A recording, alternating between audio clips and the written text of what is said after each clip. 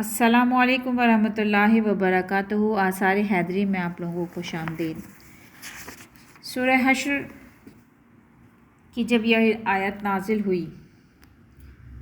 اس طرح سے، پروردگار فرماتا ہے لو انزلنا ھذا القرآن علی جبل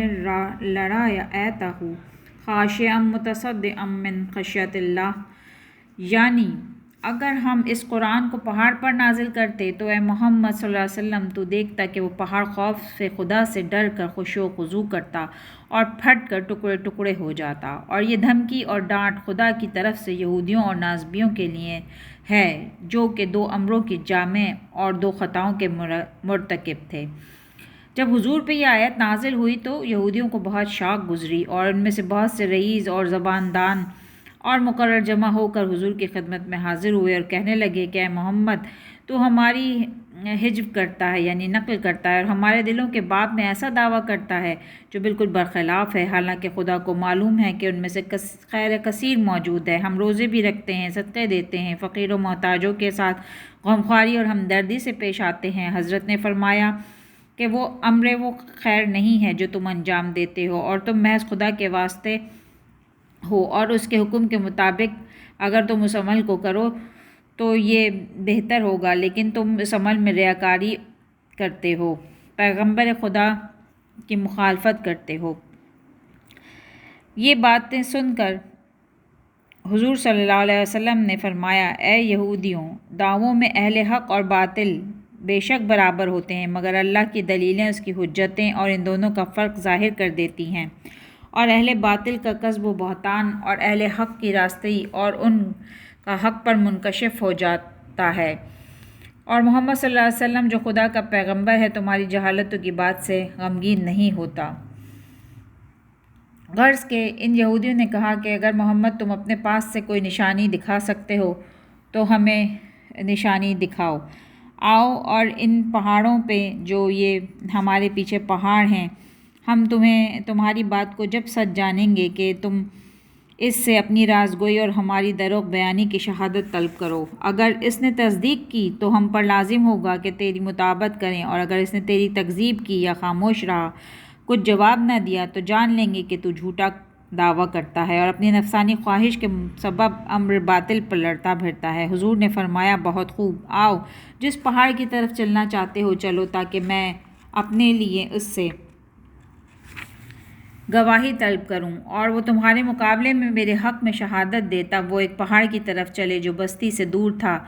اور وہاں پہنچ کر عرض کی اے محمد صلی اللہ علیہ وسلم اس پہاڑ سے گواہی طلب کر۔ حضور صلی اللہ علیہ وسلم نے اس پہاڑ سے مخاطب ہو کر فرمایا پہاڑ میں تجھ سے محمد صلی اللہ علیہ وسلم اور اس کی آل اطہار، جن کے اسماء گرامی کے ذکر کرنے کی برکت سے خدا نے 8 فرشتوں کے کندھے پر عرش کو ہلکا کر دیا ہے، میں واسطہ دے کر ان ناموں کا تجھ سے دعا کرتا ہوں کہ ان یہودیوں کے سامنے میری گواہی دے جو خدا نے تیرے سپرد کی ہے، جس میں ان کے دلوں کی سختی کے بیان کرنے میں اس کی تصدیق اور یہودیوں کے منکر نبوت ہونے میں ان کی تکذیب کا بیان ہو۔ جب حضور صلی اللہ علیہ وسلم یہ فرما چکے تو پہاڑ حرکت میں آیا اور اس میں زلزلہ پیدا ہوا اور اس سے پانی جاری ہوا، اور اس نے آواز دی اے محمد صلی اللہ علیہ وسلم، میں گواہی دیتا ہوں